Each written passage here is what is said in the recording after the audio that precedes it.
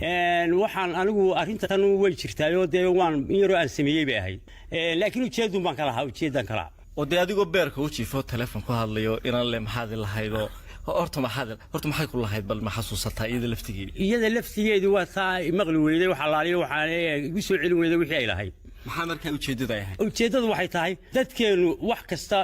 inaga aaladan internetka way nagu soo kordhay ama telefoonada dhawaan bay nagu soo kordheen mushkulada badan xagga wanaagsan hadii loo adeegsadana waa okay laakiin mushkulada badan bay nagu soo kordhiyeen oo dadkeeni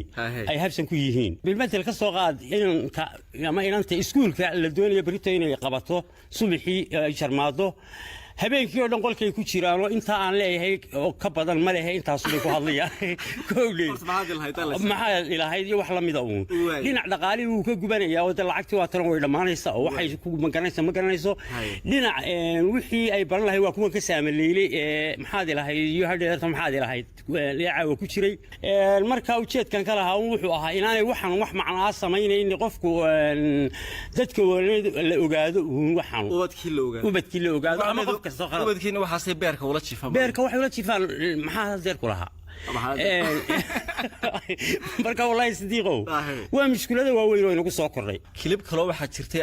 caalamka kula hadlaysay oo lahayd ila adeerayaal annagaba wax idin dhiibay markaan shaqaysanay naga kala naaqus oo halkaas banaanu yar internetkan waa aalad inagu soo kordhay adduunyada kale way hore uga martay oo ganacsi bay ku isticmaashaa caafimaad bay ku isticmaashaa jaamacaday ka dhigataa laakiin inagu way inagu cusub yahay oo si qaldan baynu adeegsanaa dadkeenu koomo ilaahiye abu galay maskaxdoodii waa la xidhay taa iminka haddii aad tiro qofka war istay isu jiraan haleeye iyo layu hargeysa qofku qiyaas buu ku baahi dooni jiray qalin iyo waxba lagu soo saari jiray iminka goblaha weydii baa lagu oranaya halka ka baad horta markaasaan ili wallaahi dabadna wax kale aan garan waayo waan heesta markaasaan ili haddaanay adduunyadu internetka naga dhimin ولا ناقة بدنيو ويسواي نمنكود